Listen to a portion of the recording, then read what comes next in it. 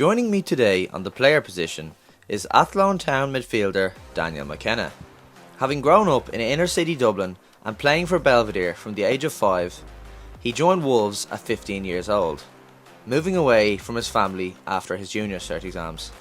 He captained Ireland the whole way up through the underage ranks, competing against the likes of Rafael Leao, Cody, Gakpo and Alexander Isak. Daniel moved back to Ireland in 2019, signing with Shelbourne, and has since played at Warrenpoint and now Athlone. On his return to Ireland, he started a degree in accounting and finance and discusses his experience now of working and playing football at the same time. This is not one to be missed. Dan, thanks so much for joining me. No, How are you keeping, first of all? all's good, yeah. Not too bad at the minute, so walking away, playing football, and I can't complain. Firstly, just on this season, I know you're obviously playing for Athlone. You're sitting third in the league at the moment. How are you finding the season so far? Well, fourth game of the season, I suppose we went out, we beat Wexford 3-0 at home, and then after that was just sort of spiralling downwards for us, like a couple of draws and losses.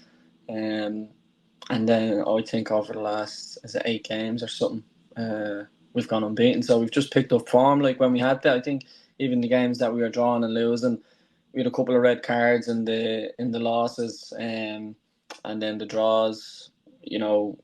Longford were fighting back from 3-0 at half time, but you're saying we should have won that game, and then different scenario, like you're down in Cove, down in Cork playing Cove, and you should be seeing that game out. You're 3-1 up, and then you lose. You draw 3 also.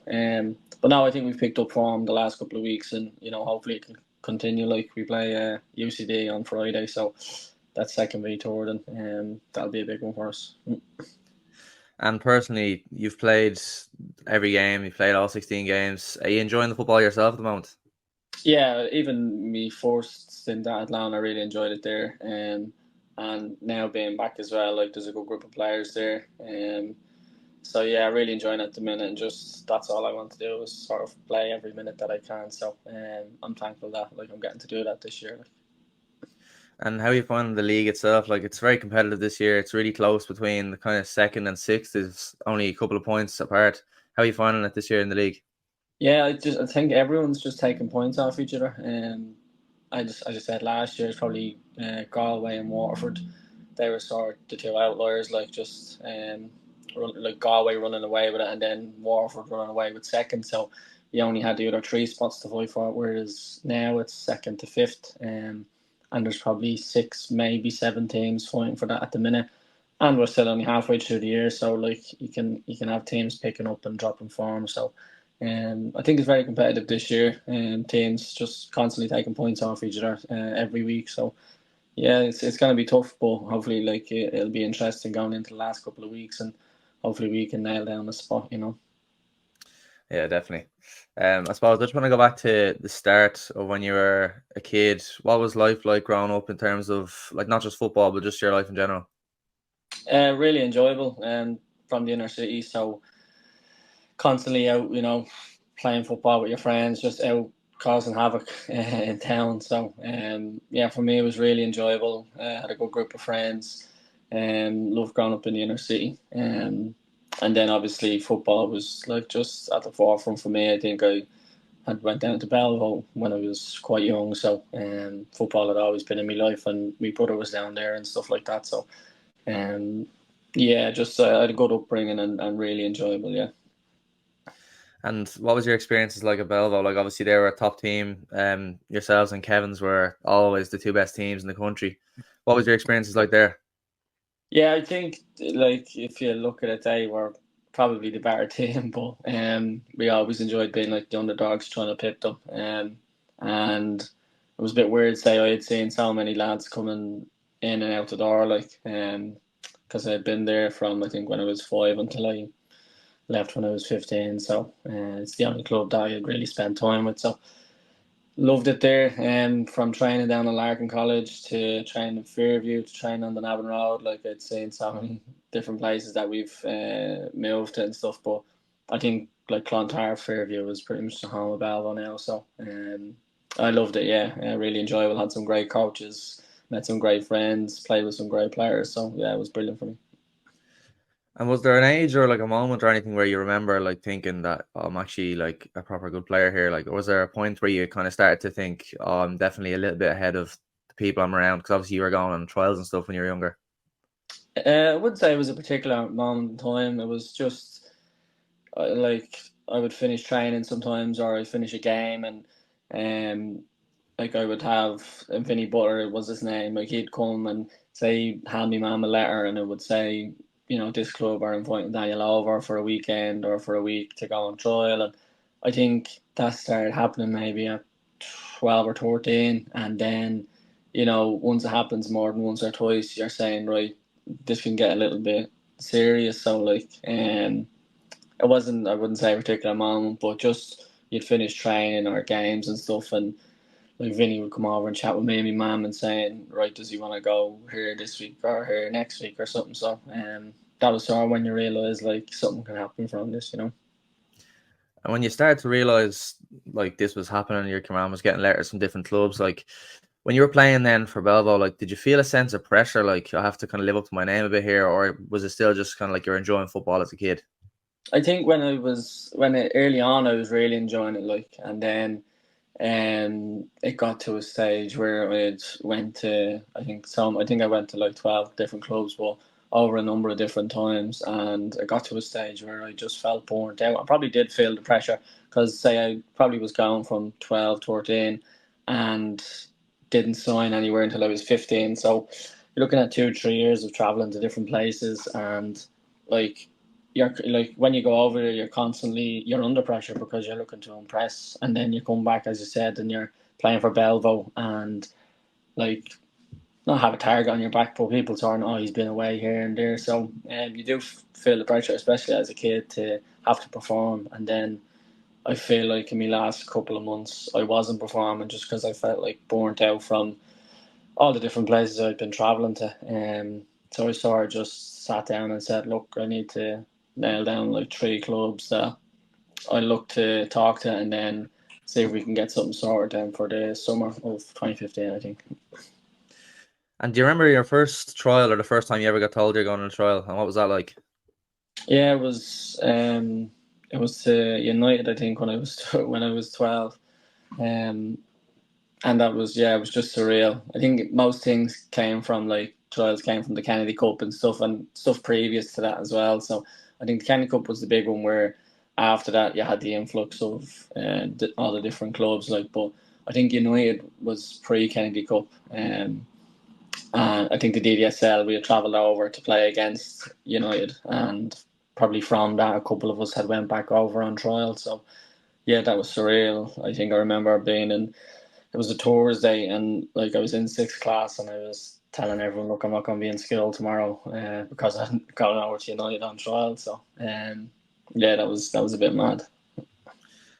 Like that must have been unbelievable. Like you must have been the coolest kid in school, like going to United. Must have been such a Yeah, crazy like experience.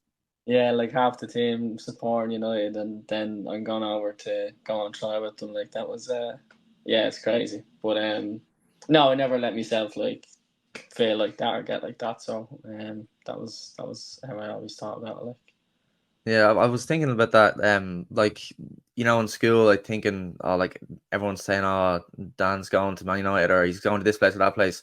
Mhm. Like again, just same as what I was saying earlier. Like, was there ever a sense of pressure you're putting on yourself? You're like, oh, everyone's thinking I'm this amazing player. Like, do I have to live up to myself, or did you not really let that get into your head? No, I don't really think, especially not in school or around my friends or anything like that. Like um, even with school games, I just love playing football. So whether it was whether it was football, like I just wanted to go out and play all the time. And if I was going over on trial on Thursday or Friday evening, and I had a school match on Wednesday or Tuesday, like there was no way that I wasn't playing it. So, um, no, I just always, especially when I was younger, just always just loved playing, and no matter what, like I wouldn't let myself get too far ahead, and I always had people there who. If for whatever reason it did happen, they bring you back down a notch. Or if you weren't giving yourself enough credit, like I had people there to support me as well, and say, look, give yourself a pat on the back, like, or whatever. Like, what was like a travel itinerary of a trial like? So what day would you go over? What time would it be? What time would you be playing? When would you be coming back?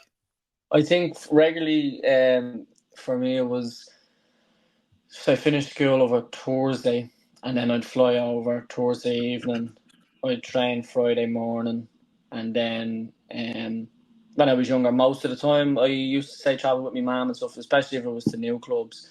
You'd have like an adult coming with you. But if I was going back to somewhere I had been previously and I was a bit more familiar, like sometimes I would go by myself. So, but usually you fly on towards the evening, train Friday morning, and just relax. You'd play your trial game on the Saturday morning, and then I'd fly back Saturday evening. I'd have a game for Belvo on the Sunday morning, and then I'd have a game for the emerging talent on Monday. So that's where the whole burnout came, playing 3 games in 3 days for months and months, like. Yeah, that must have been such an intense experience. Did you feel like it affected your performances then for Bell? Yeah, like, I feel like the clubs that I went to, I was doing really well. Um, I got on great in most of the clubs that I went to, and then you come back and you have to perform for Belvo or Emerging Talent, and it's not for a lack of want. It's probably just you're tired. Like, if I'm playing for Belvo, I played a game the previous day, and you're playing against probably like tougher opposition as well. Like, and you're on trial, so you're given that extra little bit to try and impress as well. So, and then especially when the Monday night games came around for Emerging Talent, like, you're probably shattered at that stage. Like, so, um, I think when I got that little bit older and haven't been doing it for like months or a couple of years at that time, like, then it got like really tired, and the pressure probably started. I started thinking about that a little bit more, like, so yeah, I think it did towards the end. I started thinking, like, how are people even still asking me to go over, like, if I'm not performing here for Belvo. And like, did you feel like the clubs that you were going to, like, were they hospitable? Like, were they nice to you when you were going over, or like, did you feel like you were getting treated well in Ah, general? absolutely, yeah, yeah. Especially like the clubs I've been to, like, I loved every minute of it. And like, when you're a kid, that's all you think is you want to go and play football or whatever. But yeah, I got on great at all the clubs. Couldn't tell you anywhere that I have a bad memory of. So, yeah, they're really welcoming, open. I suppose they're used to having people in on trial daily or weekly or whatever. So, um, if anything, it'd be the lads who are thinking, oh, he's coming to take my spot or whatever. Not the clubs. The clubs will go the extra mile to sort of impress for you, especially if you're doing well. Like, they obviously want you to sign, so they'll put that extra foot forward, like, and try and show off a little bit. So yeah, they were always very good, very welcoming. And like, did you ever meet anyone in any of the trials, like any first team players, or did they ever try to do any that kind of thing to like woo you a little bit, or was it like that or no? Uh, when I was at Everton, I had sat down with Roberto Martinez was the manager at the time, so I had sat down with him, and he was saying he had watched some videos, and he had seen me in the trial game and training and stuff, and he'd watched a couple of the sessions with the 16, was it the 15s or the 16s, and he was like, "We're really happy, like, we really want you to sign," and stuff like that. It was a bit surreal, like, I'm sitting in his office with me and my mum, like, um, and just before I come in, I think I seen Seamus calling in the corridor. Like, I shook his hand and said hello, or whatever. And then you're going into the first team manager's office, like, and I think I was 15 at the time. So yeah, that was a bit crazy, like. But then everywhere else, you're probably just dealing with the academy staff, like, so yeah. But that must have been surreal. Like, is that intimidating at that age when you're sitting in there with someone like that, like a massive name, and then seeing Seamus Coleman, then Yeah, I wouldn't say intimidating. Like, you're obviously, like, you see these people on the telly all the time, and they're in the profession that you want to be in as well, like, and you look up to these people. So, like, you're just trying to sit there and take it all in, like, you're in awe a little bit. And yeah, it was definitely a moment that will stick with me, and I'm sure my mom, like, forever. yeah, that's unbelievable. And then eventually you went for Wolves. What was your thinking there? What was the main factor that they had over the other clubs? Yeah, so as I said, I had narrowed it down to like 3 clubs. It was Wolves, Everton, and Villa. And for me, my thought process was Wolves are in the Championship. These are two clubs in the Premier League. I'm thinking probably the best route to first team football for me is through Wolves and up through the Championship, where it's probably a little bit easier to get into the first team. And then for whatever reason, like it just didn't pan out. Like the club had invested, they got new owners, invested in academy structures, academy players, first team players, and it doesn't always work out how you envision it in your head. Like so, that was probably, and the people there, like I got on really well, and where I lived and stuff like that. Me digs over there in Wolves was a big factor that played into it as well. And I'd still keep in touch with me digs family. So yeah, you still like you meet these people and you take them with you, I suppose, for the rest of your life as well. And at that time, when you had all these offers, did you have an agent at that stage? I had like yeah, I had someone looking after me, someone helping us. So because it was me, my mum, and as much as she would know about football, it's the ins and outs that I suppose I wouldn't know as a kid, and she wouldn't know as a watcher and lover of football. Like I said there, but you said about the digs. Was it ever like sort of a lonely experience? Like, like kids now don't go over to England at that age because of Brexit. Like they go over at like 18, Mm-hmm. 19. Like that's a massive Yeah. move at 15 to go over. Like, how did you find that? Um. Initially, I remember I was moving over, and they like I was always told it's the first 8 to 12 weeks. Like, don't come home. Don't even think about it, because then you'll get you get homesick. And that's sort of what I did. I didn't come home for the first probably 12 weeks. But I was very fortunate. Like, I had my uncle coming over, I had my mom coming over, I had my brother, my little sister, whatever it was. Like, whenever I needed them to come over, or whenever they wanted to come over and watch a game, they could. Like, I know the club had paid, like they would pay for a certain amount of flights a year for them to come over, and then they pay for my flights to go home as well. So I did, and this, like as I said, like the digs that I was in, I got on really well. I think Wolves would have sent a lot of the Irish lads to the place that I was staying because like they were an English family, but they felt like they were Irish, and we all got on really well there. So sort of like a home away from home. So I don't think I ever really felt lonely because I could always just pick up the phone, and if I missed my mum, I'd ask her to come over, or if I wanted to go home, the club were always accommodating. After the game, I could catch a flight and go home, and then be back in for the Monday morning. So I wouldn't say lonely, but I definitely get what you're saying. Like, I did have that whole experience of coming home, like you finish training, you close your curtains, you get into bed, like either watch a film or play your PlayStation, and then you just feel like it's rinse and repeat every day. Like, so you can get caught up in that, especially when you're a bit younger. But I was quite lucky where I was staying, so and the family that I had around me. So And like, what was the standard like when you were going over to Wolves? Like, obviously, you were playing, like I said, with Kevin's Belvo in Ireland. Like, they were the two top teams. It was an unbelievable standard, like full of Mhm. internationals. Like, when you went over to Wolves, did you feel like it was the same standard, or was it higher, or what did you think? Yeah, it would be a bit higher, yeah, especially because I went over. I think with the under, I went over for the under 16s was my fourth season, yeah, um, and then the players sort of filter out then, so not everyone from the under 16s will make it into the under 18s team. So you would say the average player, I think, over there was a little bit better, but like as you said, we had an unbelievable team at Balvo. Like Kevin's had a great team.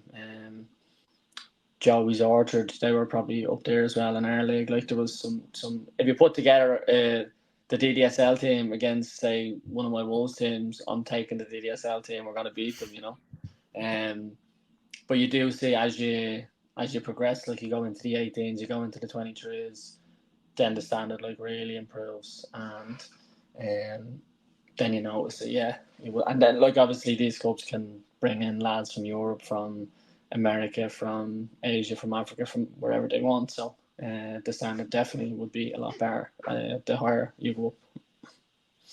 And like you said there, the ownership changed during your time at Wolves. Like, they were kind of a bit of a yo-yo team at that Mhm. stage. Whereas then they got these new owners. They started bringing in the likes of Joe Moutinho and Neves and like massive players. Like, did you notice that change within the club, even at your level? Like, there was a different kind of mentality around the place. Yeah, like it was when I actually came back on loan. I think they had took over and they were sort of just bringing in those big names like Neves, Matinho, Jota, um, and then I had come back on loan for a couple of months to Bray. And while I was back on loan, like obviously I'm still like following them on or whatever, and I'm still talking to lads that are there, and they'd be saying, "Oh, we just signed this lad from PSG under 18s, or we just signed this lad from Sport Lisbon," or and these are all lads to go and play with their 18s and 23s.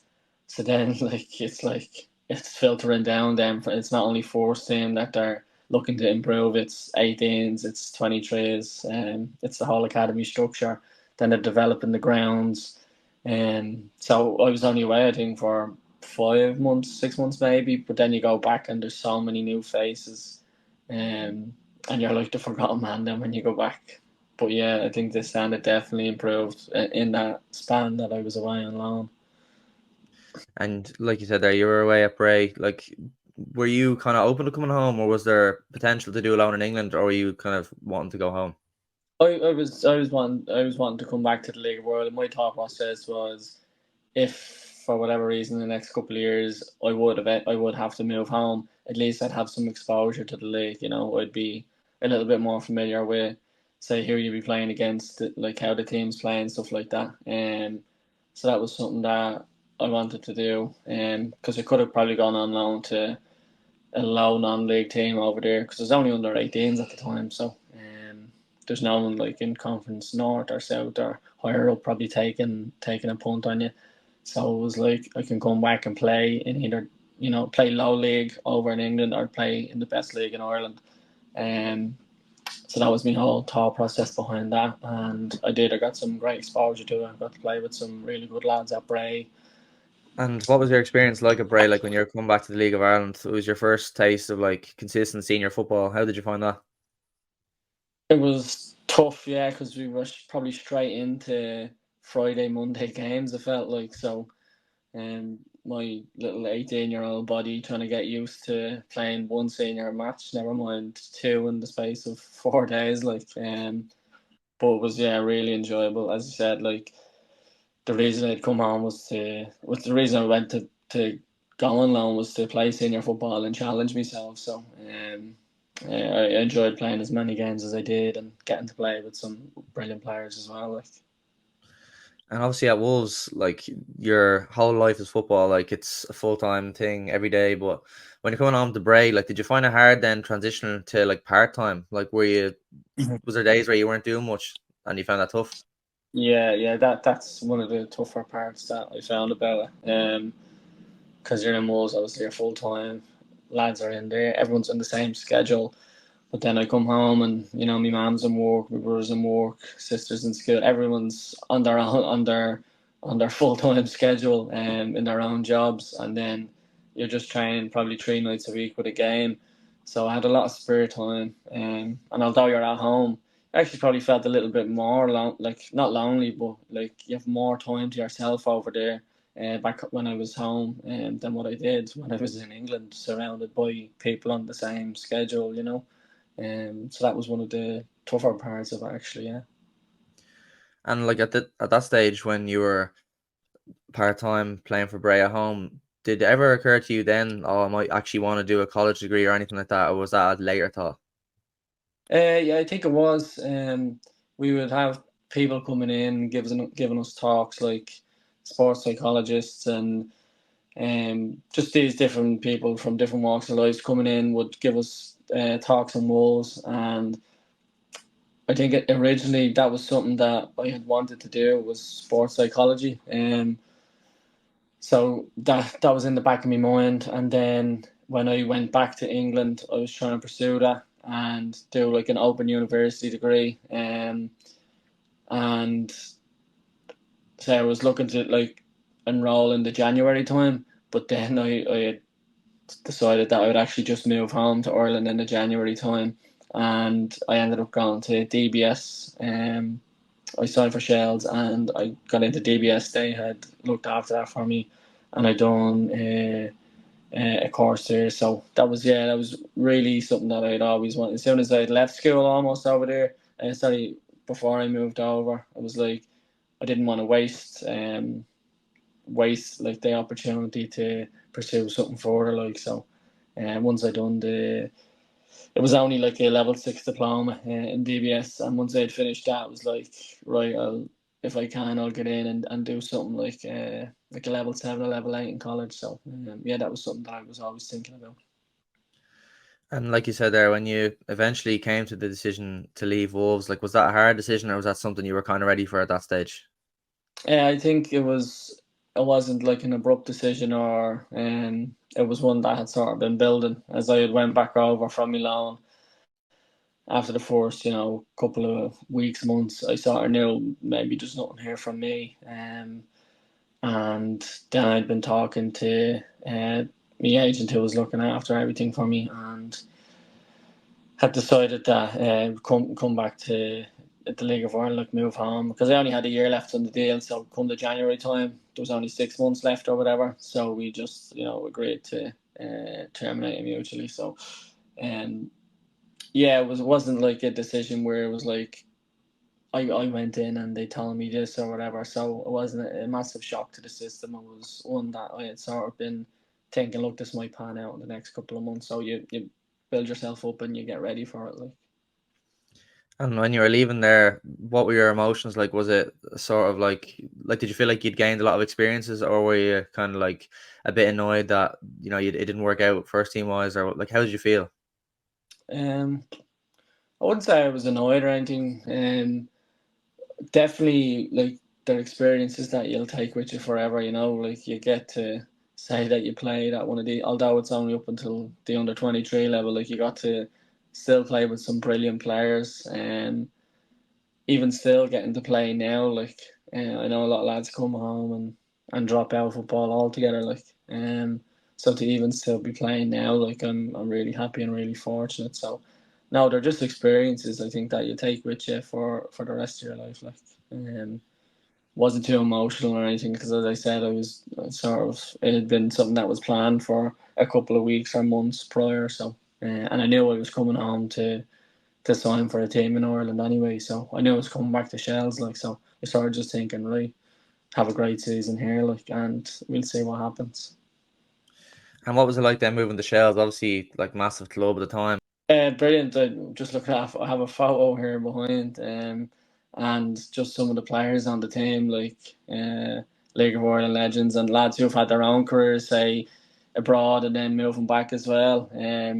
And just to be in a dressing room like that when I was at such a young age, like you get to learn off all these people, and like you get to take that with you. And if I can sort of help be one of those guys for some of the younger lads on Athlone or whatever else, then happy days, because I learned quite a lot off different people on the team. Like, so yeah, I really enjoyed, especially my first year there. My second year I didn't play at all, so I done a lot of training but no actually playing. But the first year I enjoyed. Yeah, I got to play with some great lads. Like, And then you had a spell at Warrenpoint as well. Like how was that? Because obviously, like that's up north. Like were you commuting or did you move up there? no, just commute. Like, if it's the same distance from my house to Athlone than it is from my house to Warrenpoint. Like, it's only an hour 15, an hour and a half max. So um we would meet just at probably the leak there. So it's a half an hour drive from me, and there's 4 or 5 of us that would jump in the car, like, and share the journey up. So it wasn't too bad. Like, you're probably training 2 3 nights a week and then a game on a Saturday. So no, it was easily manageable. And yeah, great to experience a different league up there as well. So yeah, that was good. Are there any big differences, do you think, between the leagues up north and then in south? What do you think?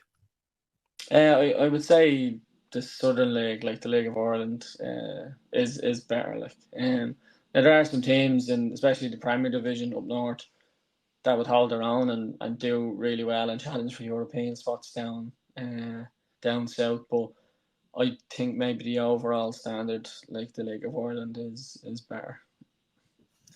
And one thing I didn't really touch on there was, yeah, your youth career playing for Ireland. Like you were a captain for so much of the time going up. Like, what was that like? Especially like talking to you the first time that you ever pulled on the Irish jersey. Like that must have been amazing as a kid. If I can remember. It must have been. I think I think it was in Joey's. I can't remember the name of the cup, but I remember Wolves coming over and playing. I think United were over and playing. I think that was the first. It was like an under 15 tournament, and that's how I was selected. Then the under 16 team. I think under 16 is when you really start playing international teams. Then so yeah, like again, surreal moments and stuff that you'll take with you.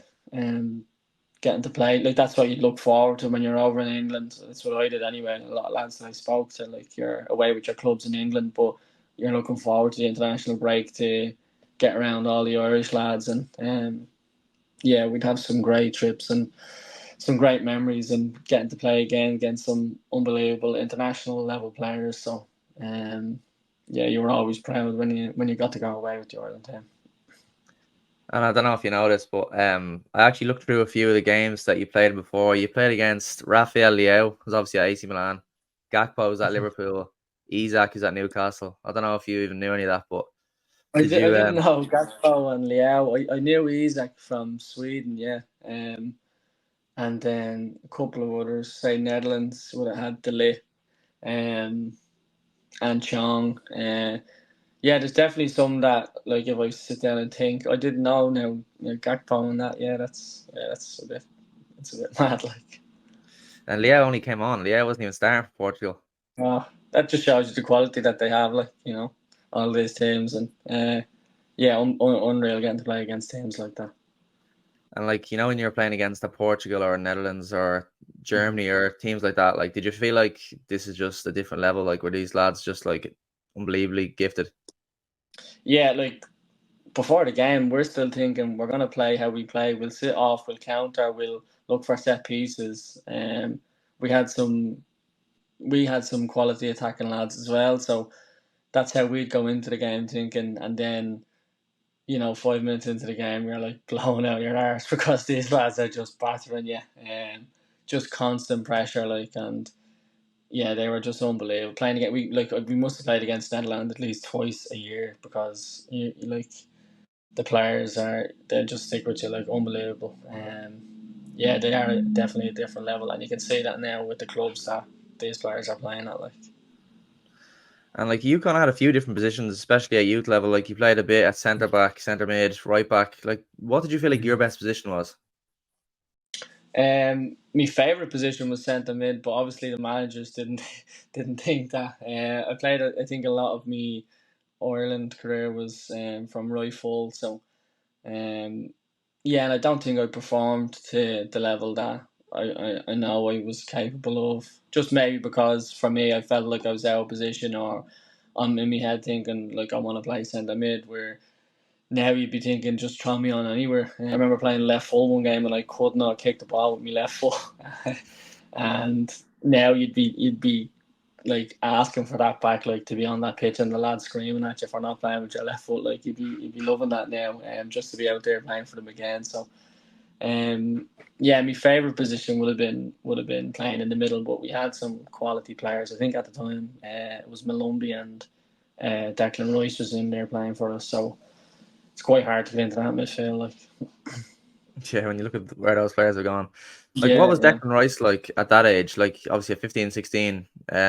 Did you feel like he was really impressive player, or did you feel like he was just like was he standout or no?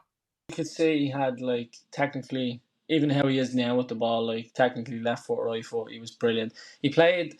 He played a few games for centre half. It was him and Dara O'Shea centre half, and then he had played a couple of games centre mid, and then he was away from us into the 21s. Like say when we were, I think 19s or 17s, he had been making the step up to the older ages. But you could see he had quite a lot about him. Like he could fill in a centre half or centre mid, and he'd do the same now, and he'd play higher up.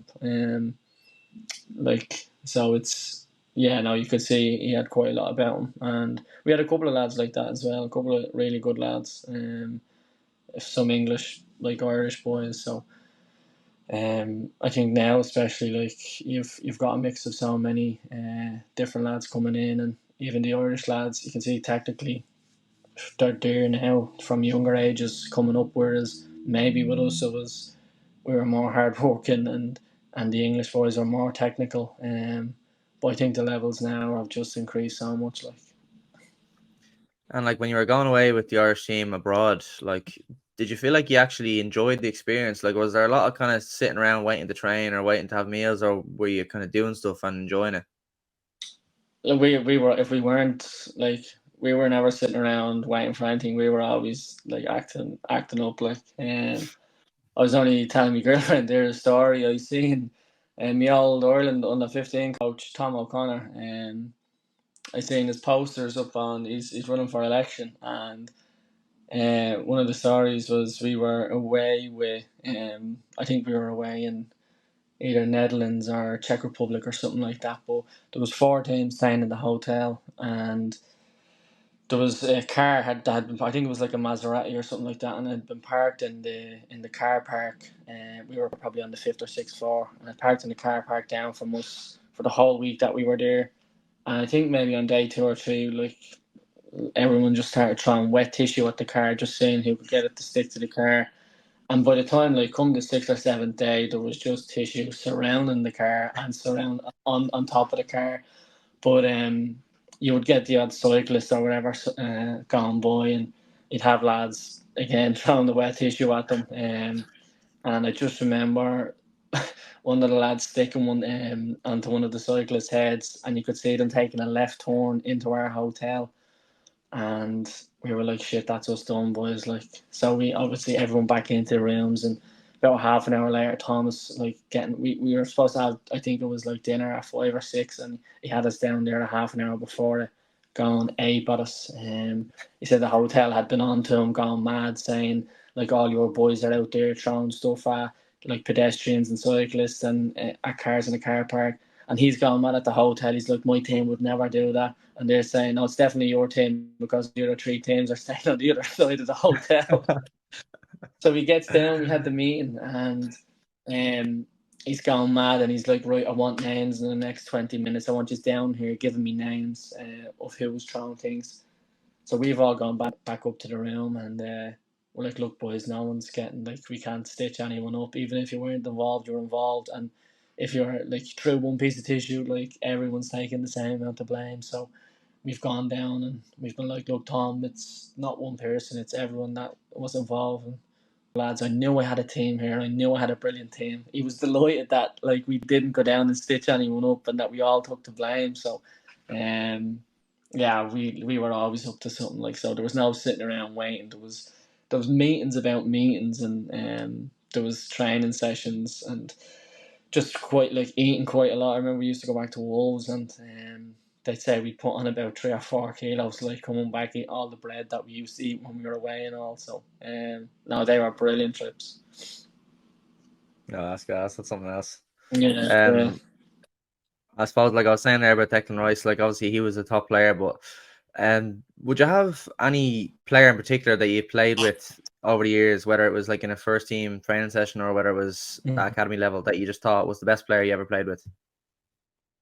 I think, like, it would be Morgan Gibbs White.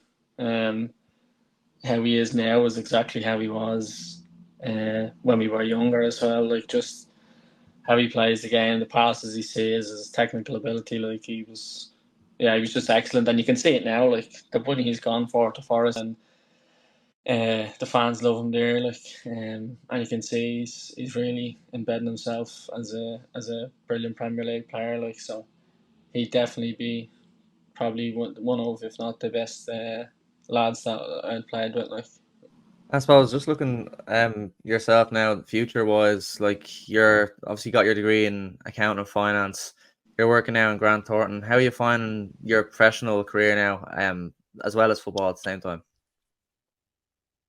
um, I've got a good manager in Grant. The team are very understanding. Like, Athlone are very understanding. If for whatever reason, if I can't get off work, or if I'm gonna be a little bit late for for a session or whatever, like they're really understanding down there. And the same in Grand Thornton. Like I know maybe if I was to go to a different firm, it's just work, work, work. Whereas Grand Thornton, it seems to be like you can obviously work hard, but then you have your little bit of no, you've actually got a life as well outside of work. So they've been really accommodating. I've got a good manager and a director who understand the situation.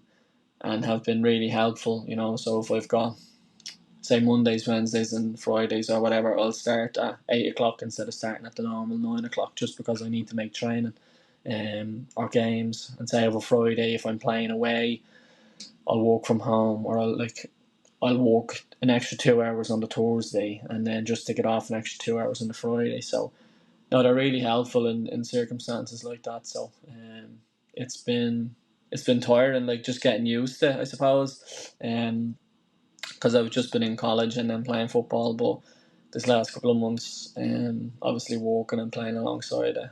But I think I'm adjusted to it now. Like, And was accounting and finance something you were always interested in, or is that something that you've kind of only thought about in the last couple of years since you came back to um, Ireland? literally, as I said, I want to do sports psychology, and I talked to a couple of people. We were sponsored from DCU at Shell, so I was just saying, was there anything there that I could get into DCU or speak to some people about, maybe me options and stuff like that regarding sports psychology. And I spoke to a couple of people, and when they had panned it out, I was like, right, maybe it's not too feasible for me. So the goalkeeper at the time was Collie McCabe, and he had been to Celtic and come back, but he had went through the FOSS course, I think, and he went into Blanchard's TUD Blanche, and he was doing accounting and finance. So I remember speaking with him about it. Originally, I wanted to do marketing actually because my girlfriend was doing that, and I remember helping her with some modules and stuff like that. So that was something I was sort of a little bit interested in. But they only had digital marketing in Blanchardstown, so I was like, right, I don't really want to do that. So Collie had said he was getting on okay with the accounting and finance, and I was just like, look, he's been away, he's been back, he's doing accounting and finance. I'll just do it, like. And then I remember one of my first lectures was maths and stats, and I was like, what am I after getting myself into? Like the last thing I done was third year maths, and now I'm looking at numbers I never even knew existed. And then like in the medium to long term now, obviously, are you aiming to play full-time football, or are you kind of happy with the job that you have and the setup you have with Athlone and everything? Or would full-time football be something you'd be open to? Like I suppose it would have to be like you don't really know until something like that comes up, because I am really happy at the minute. I'm really happy with my football at Athlone. I'm really happy with me progression in the job at the minute. Like I do want to finish me professional exams and become qualified. So I actually have an exam in 2 weeks, and then hopefully I'll pass that, and I'll have four left then. And like you still need to work for 3.5 years as well as completing all your exams. So that's what, like, I do want, after especially putting 4 years into the college, I would like to see the end line and become qualified. But at the same time, like, I love playing football as well, so it would just have to, you'd have to see if there was an opportunity there and what the opportunity was like. So I wouldn't say no to either option. Like I'm enjoying part time and working, and then if it was a good option that you couldn't turn down, then so be it. Well, Dan, honestly, really appreciate your time. Thanks so much. Some great stories Oh, there. yeah, Really appreciate it. no problem at all.